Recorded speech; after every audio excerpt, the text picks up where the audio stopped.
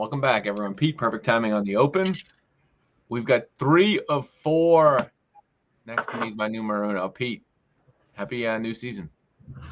Happy new season. I was in the spirit of talking to you today. I listened to the last episode to get up to speed. Okay. Yep. I listened to the first episode of last season. This one, you tricked us last year, if you recall. What did I do? You launched like the get ready for the new season, and there's the man they call CJ, and then I boomed, and then you played the music, and we double boomed. I was ready for it tonight. Steve, welcome back. We've got to intro you, Steve. So hyped. Hey, boys. Hello. Keep on that thread, though. What was your takeaway on the last episode of last season? The Legion team was just starting and looked optimistic, and the Red Sox were in a tailspin. And my, how things have changed. Steve, any comment? Any comment on that? That was my comment right there. Major turns. Are we live here? Do we have people live with us, Pete? We are live. No viewers yet. All right. Well, Pete, I think my first comment I want to make, my background's the same. Steve's background's the same. You have a different background. Me? Yeah, the stripe. We got like a nice. We talked about this last time. We did. Oh, did we literally tell this conversation? Pete, I think you gotta send this to Tom Cairns with his 310 to left podcast. Like that's important in the background for him. Thank you. That podcast is terrible. I'm more of a It's section horrible, 10. but he should still have your background. More of a You guys section listen 10 to guy. podcasts? Is there a good podcast I should listen to? Section 10. It's fantastic. Awesome. What is it? It's like a bunch of guys that are fans of the Red Sox. Oh, Jared Carruthers. It's very good. is that going to get me back into the Red Sox? Mm-hmm. How about you just walk him? This Roman Anthony thing. He seems like generational. He signed this massive contract today. 8 years, 130. It could get up to 230. Ooh. Explain to me. I feel like when we were young, if you were like, how long has the guy been in Major League Baseball? About 2 months. 3 months. Who signs a new contract 3 months into their Major League career? Okay, I so mean, we've been. yeah. Yeah. I mean, you could debate this or however you want to look at it. I think it's smart because you sign him now at a price that you feel comfortable with, and you can now turn around and use that extra $15 million that you would have spent on him 5 years down the road from now. Because at 29, he's going to be a free agent again. But if you waited to get through his 5 years of, call it, arbitration and team control, then you're going to pay him $35 to $40 million a year, and you wouldn't keep him. Look at this. So It's getting in the weeds, man. I love Steve, it. you really. I think it's a great deal. There's a lot of people. Red Sox, no, they're just. Why wouldn't you do this? And if you're Roman Anthony, he easily could have said, "No, I'm going to play out my team control, go to arbitration, and bet on myself." But he paid himself forward, gets $130 million out of it, and if he lives through this contract at age 29, he'll be in his prime and can look to get another 8-year deal. Steve, are you going to go be the Legion coach next year, or are you retiring?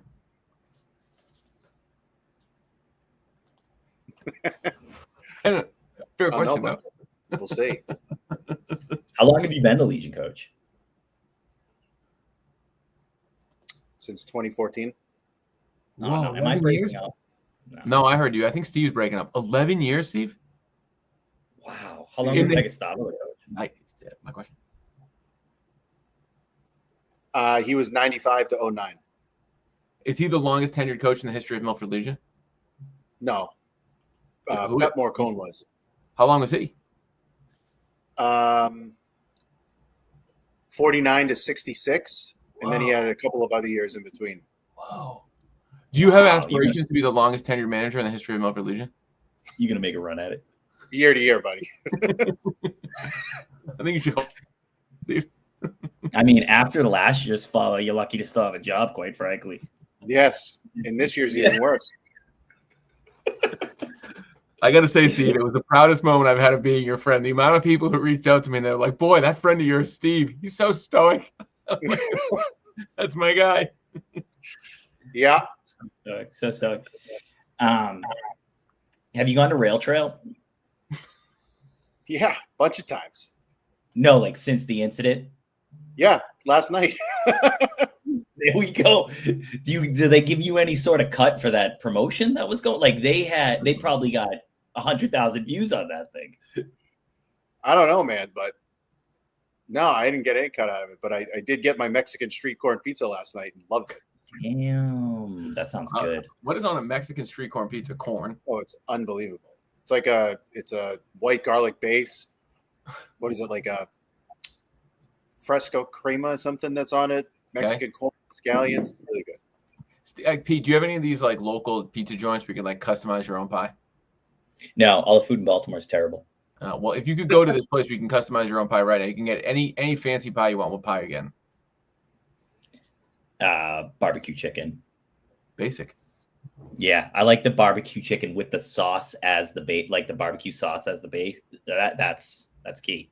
Like a California Pizza Kitchen type of pizza. That's I get behind that. I get behind that.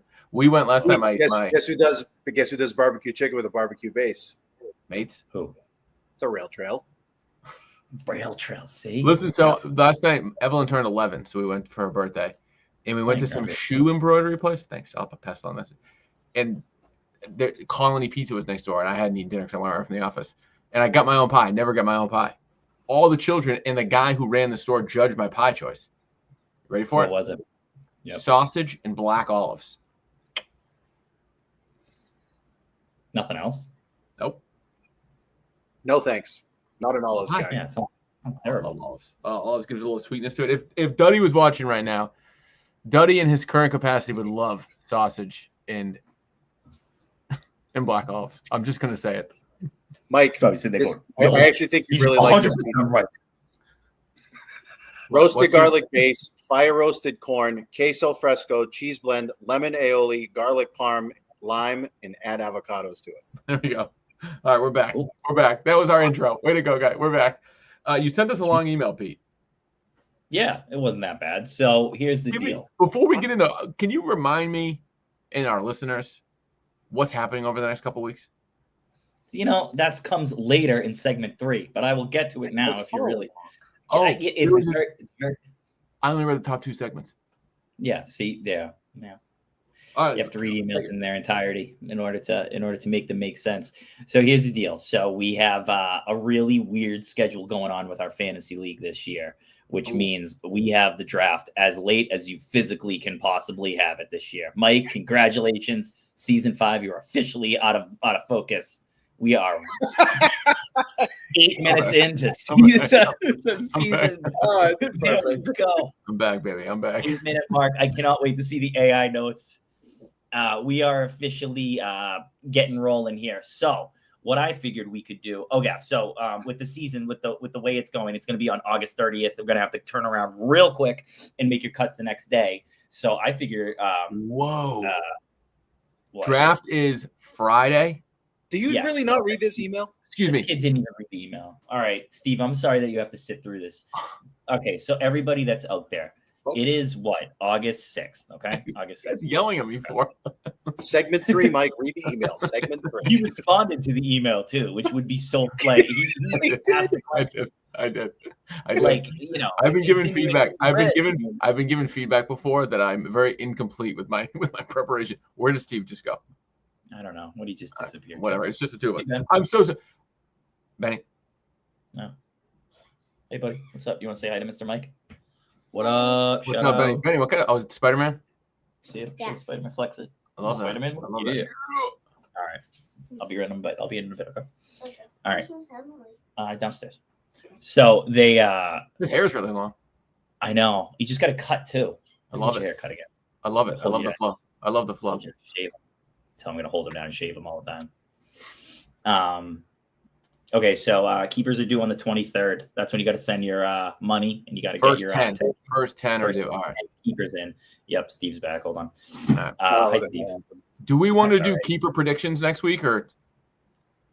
Steve, my son filled your spot while you were gone. You missed it. It was almost. Oh, it was way better than me. His hair is way better than yours. Frankly, yeah. Mike, what were you saying? Do we want to do a keeper preview next week? Yes, sure. Okay. We'll do the ranking. I'll do the scoring system, the thing that you guys like. So, Keeper next week, Michael Turner the week after. We're back. There you go. So August 30th is the draft, and then like 2 days later, like the Monday, you got to get me your 16 keepers, and we're good to go. Not that I don't want to do it. It's just the season's starting and we have to get the league up. So it is the longest possible time to have the draft. And then so it's just going to be like, get through the draft, give me your 16 keepers by the end of the weekend, and we'll get going into the league. So very little time in between. If I'm following all these text messages, will you have 8 for golf, 9 for the draft? Right? Yes. Yeah. And then so Steve, you're on the ball with golf. Yes. All right, guys, it's really shaping up nice here. Yeah, Mike, thanks for doing absolutely nothing. I don't even know if I've responded to a text. Are you gonna be Mike, you'll appreciate this. So I called Highfields and like, hey, I was going to get 3 foursomes, and then he was like, oh, okay. And then the whole thing happened with Andy. I called him back. I only need 2. He's like, all right, I'll send you the paperwork for the outing. I go, whoa, babe, I just need 2 foursomes. This isn't an outing. There aren't going to be that many people. He's like, no, we'll do this right. He's like, what's the name of the group coming in? So I had to send him this stuff. So we're going to have apparently our own outing of. Yeah, it's awesome. Yes. You should have just said you were a local celebrity. No. This is 2 minutes rail trail, Mike. Mike, listen, I had Beyond Scared Straight, and then I have the fight at Pheno Field. Those are my 2 claims to fame right now. I know, those are 2 massive claims to fame. You're on national television. Yeah, you were on like national news, dude. And you went borderline viral. Was that really on the national news? Yes. That's unbelievable. Yes. Yeah. They were like, here's the worst part. Here's the worst part. Their manager, who was not allowed to come back, just randomly left the country, went to the Dominican Republic the next morning. Whoa. All right. Wow. This is getting. Right. Hey, is the kid's mom okay? The one that got trampled? Oh yeah. Who then the coach claimed that the umpire knocked her over. Wow. It was actually the kid who was squaring up. Feels like we should move on. Feels like we should move. Oh, whoa, Mike, you're the one that wanted to talk about this. Talk about it now.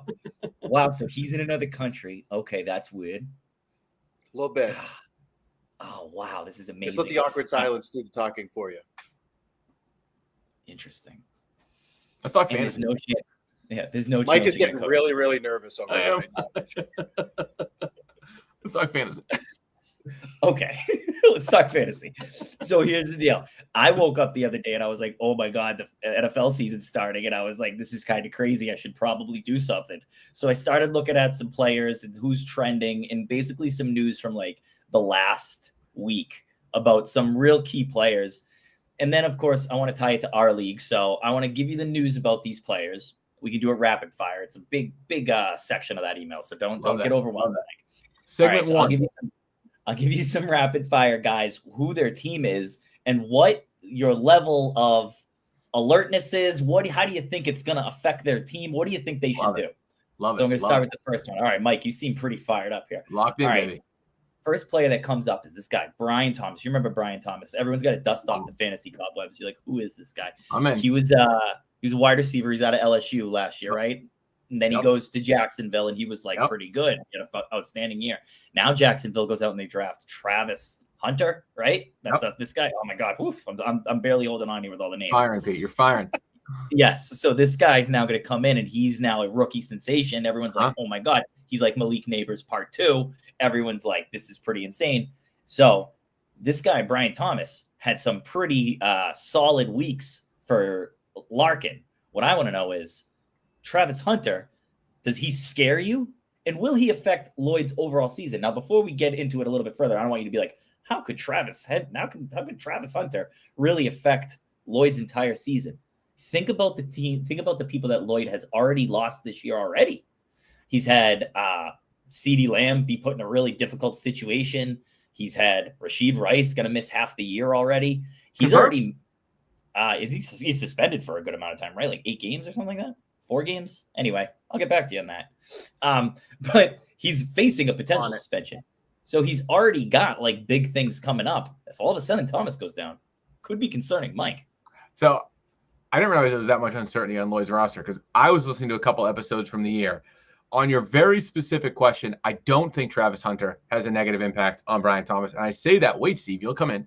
I say that because last season, 4 games, thanks, Steve. Last season, Brian Thomas performed well with Mac Jones for 6 seasons. He might be bulletproof as a receiver. And I will comment one extra level on Dan Larkin. I looked at the past couple drafts. In 4 consecutive seasons, Dan has drafted Chase, Rice, Smith-Njigba, Drake London, and Brian Thomas. Those are 5 stalwart young receiver keepers. We'll talk about Dan over the next couple weeks. To me, he's the favorite to win the title outside of the fact that he's the coach. And on your question, no, I do not feel any worry if I'm Dan on Travis Hunter supplanting Brian What about Thomas. you, Steve? I don't think he's going to supplant Brian Thomas, but I do think he's going to take targets away from Brian Thomas. They're not going to put him right. They're not going to put him on offense because they listed him right now as a wide receiver 2 and a number 1 cornerback. They're not going to list him and bring him in the offense and have him do nothing. I'm just more concerned about the fact that offense stinks in general. So now if you have someone else in the mix with Brian Thomas, is that going to potentially take away some targets? Maybe. Do I think it's a big hit? No, but I definitely think it'll take something away. There you go. Look, we gave fantasy advice and we gave our league advice. Good the same it's thing. good to be back. I love it. It's good to be back. All right, let's talk about the so second bad. guy. Let's talk about the second guy that's on this list. The guy, Aaron Jones, the running back that used to be on Green Bay. Then he went to Minnesota. The guy, he's pretty nasty. He was a 1,000-yard rusher for multiple years in a row. The big story is his backup, Jordan Mason, is going bananas on the practice fields and has started running with the number 1s. This affects 2 people in our league, Andy DeVita, who holds Aaron Jones, and Jeff Innes, who's able to sneak Jordan Mason at the end of his roster, could potentially have a number 1 running back on his team. What do you think about Aaron Jones' smoke, about him being a multiple-year Pro Bowler and potentially losing his job to this pretty much permanent backup or role backup? Should Andy be concerned? And did Jeff strike gold? Yeah, Jeff struck gold with Mason. I mean, Mason was really good in San Francisco when they had him, when McCaffrey got hurt. So, I mean, that's how Duddy had him because he was the handcuff to McCaffrey, held on to him. And they signed Mason to a pretty big contract. They're not going to sign Mason to a big deal to have him just be the backup. I think they were viewing Aaron Jones as a guy that they like in the passing game. So I could see Aaron Jones being more of a 3rd down back and Mason being the 1st and 2nd down bruiser. I think this hurts DeVita. I think that signing was big for Innes, and Innes definitely got himself probably a running back 2 out of this. Damn. That feels like a stretch, but I think I sentimentality-wise agree with that statement. When you look at DeVita's roster, and I'll go to Andy because that's whose name you put in the segment 1 on the prep work that I did, he's in the midst of a transition in his franchise. His team stunk. He has 4 first-round draft picks, and he doesn't have a lot of young talent that I look as upside in the near term. Like, he's in for a couple, I think, tough years. I'm guessing Andy wasn't banking on Aaron Jones to get him to the playoffs. He potentially could have been banking on him as trade bait, but it's pretty bad news for Team Andy if it was a veteran that he could have moved closer to the draft to try to get a younger roster. You think he's taking Hunter with the 2nd overall? Yeah, right. No, you think he's going to think? Oh, both shaking heads. Interesting.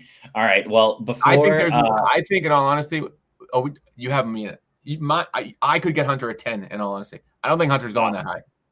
Interesting. No, because Hunter's going to be playing primarily defense. Too much uncertainty. Yeah, he's going to play a little bit of offense, but he's primarily going to be on defense. They've already said that.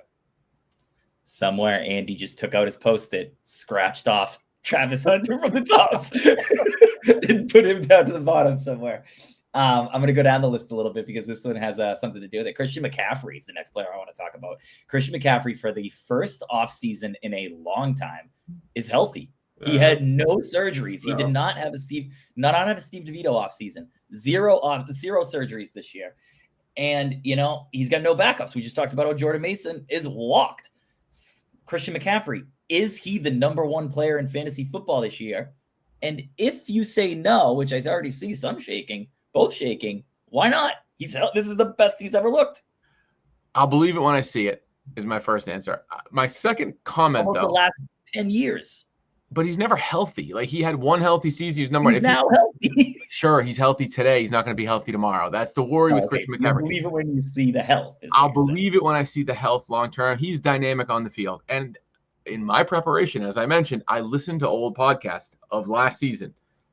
We all predicted Jeff Innes to make the Super Bowl in the offseason last year. So now, if you can assume McCaffrey is more healthy than what he was last year, and we assume Jordan Mason is a low-end keeper that could rise up, Jeff has a lot of firepower on that roster. I think if he gets a healthy McCaffrey season and he becomes a key staple in his team and you see a return from Tyreek, Jeff, to me, is a relatively quiet team that could quickly rise up some preseason rankings on the backs of McCaffrey, and I think the depth he's built in his roster.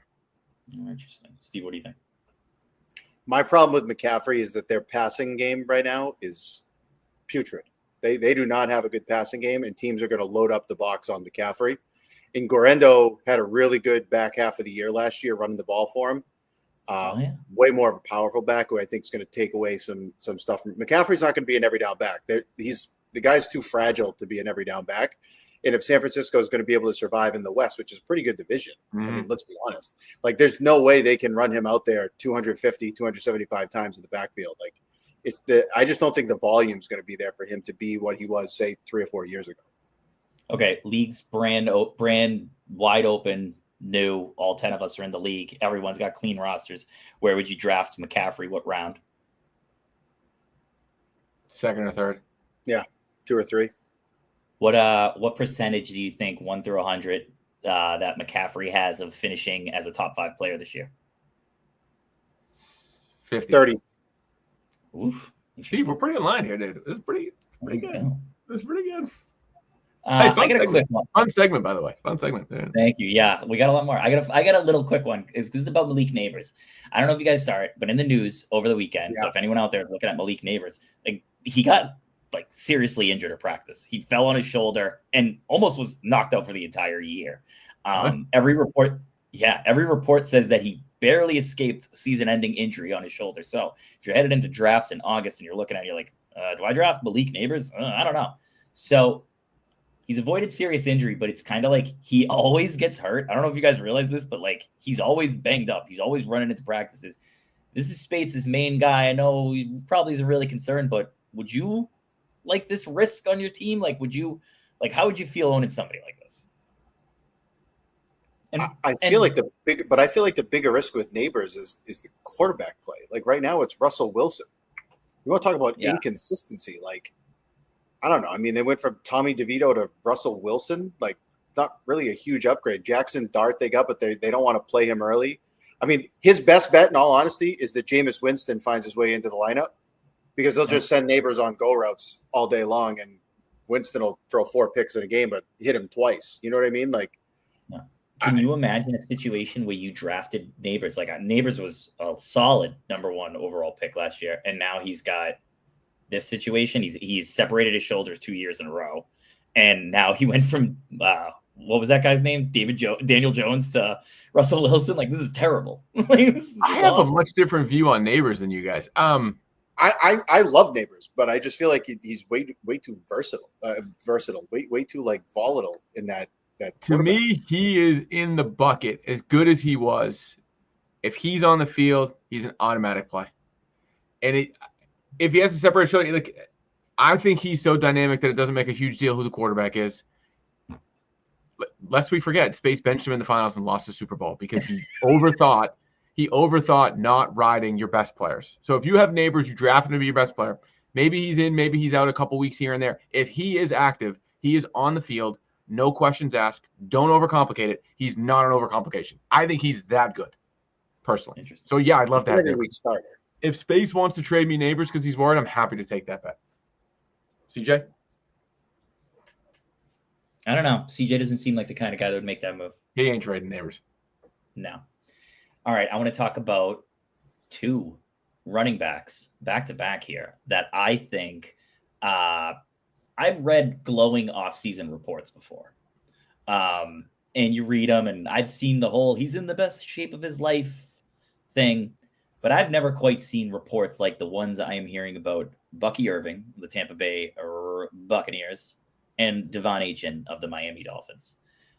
Steve, as a proud owner of Bucky Irving, I would love to have your opinion here. Christian, of course, owns Devon Achane and has been quite patient with him in our Keepers League year over year.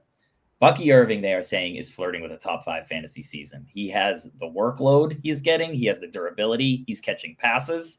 Oh, Mike, I'm sorry. I'm keeping you awake, bro. And maybe go lay down in your pre-divorce bed.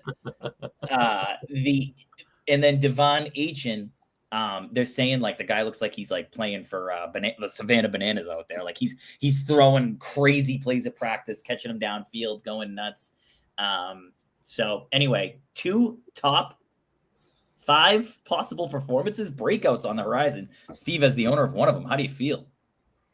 So to your point about the offseason stuff, I was reading that about Irving too, that he stayed in Tampa like during the offseason to work not only with the new offensive coordinator since Cohen left to go to Jacksonville, but also with Mayfield. And Mayfield's talked about how he's worked with him on pass protection and audibles and all these different things and how he loved that. So, yeah, I mean, it's exciting to see. But my question for him is like, is this going to be a sophomore slump? Is he going to like fall back? There are a couple of options there, right, with Tucker and with Rachaad White. I don't envision him being a guy, like I said, like he's not an injury pro like McCaffrey, but I don't see him as like a 300 carry guy. But yeah, he's pretty nasty.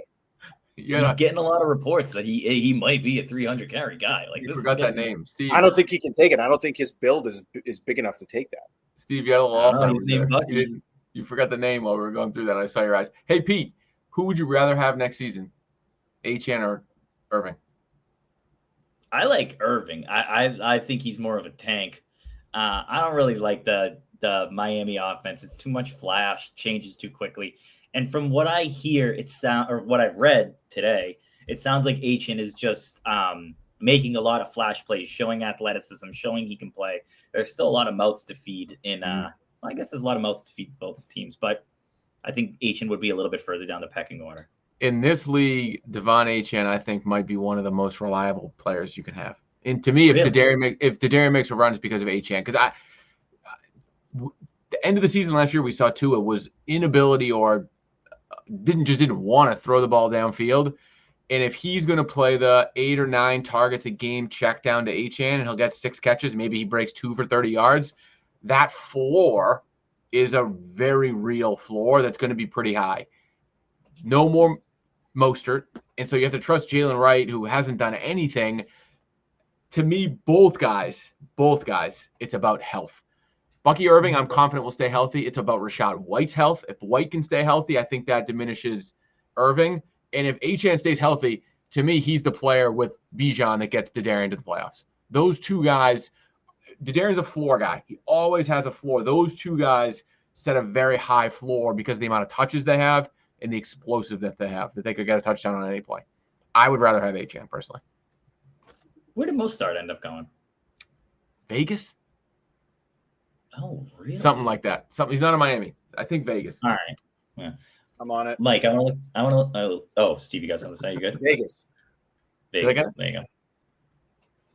Mike, I got 2 things directly at you because on the last one, you mentioned that Jerry Jeudy was a much hyped offseason player. Yeah, very much so. Is he really? Okay, okay, Steve, you got me on this one, right? Mike, I don't think you're right with that. Yeah. Yes. Why? There's nobody else to throw the ball to. But they don't have anybody to throw the ball. It doesn't matter. NFL teams will throw the ball 40 times a game. He's going to get 15 to 20 targets a game. Oh, my God. Okay. Who has Jerry Jeudy? I'll take him. Who has Jerry Jeudy? Case, you're not getting him. No, he ain't trading. He's not trading. DeVito, set everybody right here. And if you want, comment on the Browns quarterback situation to kind of give some validity to the whole situation. Joe Flacco. Wait. Yeah, they're playing. That is their number one quarterback right now. Jerry Jeudy. Wait. I don't know. I understand that Jerry, bad situation. They're gonna throw the ball to him a lot. They're gonna be like, and whatever. But like, Mike was like, yo, Jerry Judy's gonna be a big off. Like last season, he got hurt in the third to last game. So if you take the last week of the season, 13 targets, 6 for 63, 18 targets, 12 for 94, 14 targets, 11 for 108. Week before that, 6 targets and a touchdown. I agree. He's not that. He had 1 touchdown in that. See, that's the problem. In our league, if you don't get touchdowns, you're 10 points. If you get touchdowns, you're 30 points. It's not if you get 9 to 12 receptions. Okay, so let me ask you a question, Mike. Yeah, go, please. If we're heavy on touchdowns in the league and catches, would you rather, just on this team alone, would you rather have Njoku or Ford or Judy? Come on, dude. You're talking to me? Oh my God, dude. Forget about the position. I'm asking about the points. Who would you rather have points-wise? Who's going to have more points per game this season than Njoku or Judy? Judy, 1 million out of 1 million. Not even close. You're asking a theoretical question, a conceptual question. I hate tight ends. I'd much rather have Judy. But in this offense, the way that they run it, Judy is not, because there's no one else to catch the ball. Judy is going to get double coverage all game long, and Njoku is going to catch 6 or 7 balls and probably a touchdown. Maybe only go for 45 yards. But in our league, a touchdown and 6 catches is a good day. Hey, they don't have Chubb anymore either. No, he's on the Texans now. He's in Houston. Wow. This offense is atrocious. He's in Houston and Mixon's hurt, so Nick Chubb is an interesting play. In all honesty. Oh my God. Very. All right, Mike. We gave. I won't draft Njoku or any other tight end. Sorry, Pete. Thank you for the first round pick. You're welcome. We gave DeVito time to flex on Bucky Irving. Cortland Sutton just signed a brand new contract, Mike. Huge. Yes, he wants to stay with Bo Nix. He is very happy there. Had a big stretch towards the end of the year, much like your boy Jerry Jeudy. How excited are you? Scale of 1 to 10, 10 being like I think I hit the Bucky Irving jackpot with this guy. 8. 8. That's good. I put my team. I think my team's very good. I think I'll be in the mix again. If my guys stay healthy, I'll feel good about it. My top tier talent's great with Saquon and Puka. It's the middle group of older guys that's going to be the key. If Connor can stay healthy, if Chuba can stay healthy, if Sutton can repeat, those guys carrying a number of weeks during the season as my team tries to stay balanced. I love Sutton. I think Sutton's great. I'm very happy to have him. Number 1 target in what should be at least above average offense. I'll take it. Will he be he's locked into your roster every single week or no? No, there's a world where I could see him moving out against the wrong matchup. Because the previous minute I just listened to would lead me otherwise to think that he is a lost or raw. My team's pretty good. Oh, I've heard. All right. Steve. Well, that's it for. Steve. That's it for segment 1. That was You good. want me to how afraid are you with James Cook's situation? Afraid. Oh yeah, Afraid. that's a good one. That was the other I was going to bring up from Mike. Yeah. I mean, I think he's going to do what all these guys do and end up playing because they have no other choice. Because the only person who did was Le'Veon, and he cost himself like $60 million. I'd rather him play than not play. Once the season gets going, he'll be fine. But right now, I don't like it.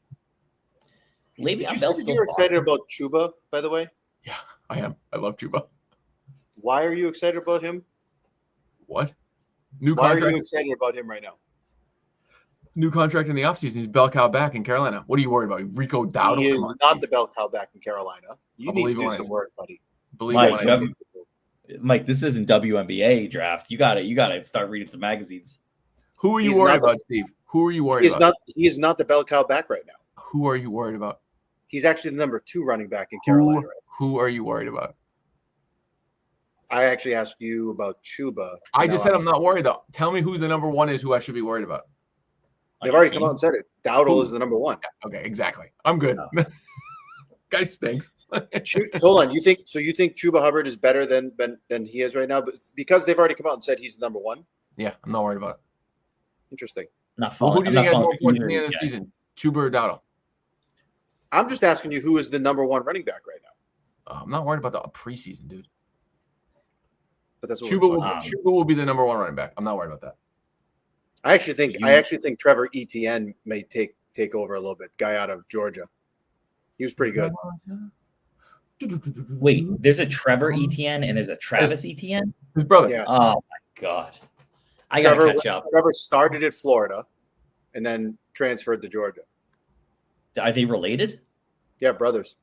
Oh, that makes sense. All right. All I want to talk about segment number 2, but I don't want to get too crazy. I thought that Hunter was a lock at number 2, but you guys are telling me that he is not. No. Okay, well, this isn't the first time that I've messed up a draft pick. So without getting too far down, we all agree on that Breed's taking that first guy, right? The running back. 100%. Okay, so we're all through that. Okay, so we have a draft preview coming up. That's going to be a little squished in there. What do you want to do? Do you want to? I thought maybe if the first 2 were locked in, we could talk about the third and where DeVita shifts. But if that's going to intrigue too, if that's going to go too far into the Michael Turner thing. Okay. All I want to know is can I ask a question on the draft? Yeah, sure. What is the Darian texting? I don't know. Is he doing a mock draft? He always does. Yeah. But he's saying a mock draft, and he's like, nobody understands what this guy's doing. But you're doing the mock draft. I don't understand what he's saying. I'm not following it. DeVita, you said DeVita's at 2? DeVita's at 2. Yeah. There's a simple pick at 2. I mean, they really should not. Travis Hunter, to me, wasn't even like a thought at 2. Really? Who's the simple pick at 2? Marion Hampton from the Chargers. He's going to be their number 1 back. Yeah, he's probably the simple pick, too. He's probably the simple DeVita pulls out the Post-it, writes down a new name. Probably simple pick, too. Action. Brand new Post-it out. It's just scratching all over it. I haven't got too into the weeds, but I recall, Steve, correct me if I'm wrong, you're more college guy than me. I have a feeling last year we had a ton of receivers in the first round. This year we're going to have a ton of running backs in the first round. Steve? I think it's a pretty even split this year. Or at least more balanced.